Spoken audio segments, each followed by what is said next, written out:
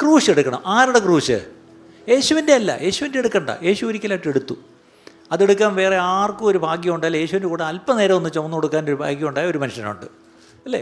അദ്ദേഹത്തിന് അത് ഈ ഭൂമി വെച്ച് തന്നെ അദ്ദേഹത്തെ ദൈവം മാനിക്കുകയും ചെയ്തു. അദ്ദേഹത്തിന് മക്കളെയൊക്കെ പ്രസിദ്ധരാക്കി, കർത്താവിൽ പ്രസിദ്ധരാക്കി.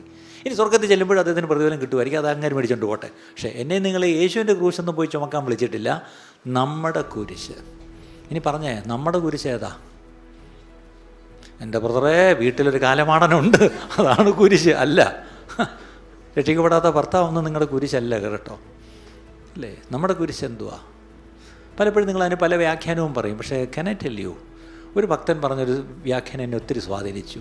Cross is where your will and God's will cross. എന്താണ്?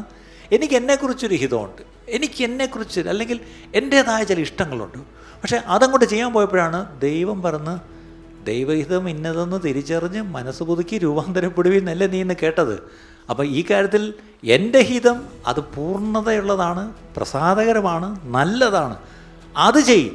അയ്യോ, ഞാൻ പക്ഷേ ഇത് ചെയ്യാൻ അങ്ങ് ആഗ്രഹിച്ച് എൻ്റെ ഉള്ളം, എൻ്റെ ജഡം പറയുന്ന അതാ ചെയ്യേണ്ടിയെന്ന്. അപ്പോഴും ദൈവാത്മാവ് പറയും, അത് നിൻ്റെ ഹിതമല്ലേ, നീ എന്താ പ്രാർത്ഥിച്ചത്? ദൈവഹിതം എന്തെന്ന് തിരിച്ചറിയണതാ ഞാൻ പറഞ്ഞുതരാം, ഇതാണ് ദൈവഹിതം, ചെയ്. അപ്പോഴെന്തായി? പ്രശ്നമായി. എന്താ പ്രശ്നം? നിങ്ങളുടെ ഹിതവും ദൈവഹിതവും ഇപ്പം ക്രോസ്. ഇതാണ് കുരിശ്. മനസ്സിലായോ?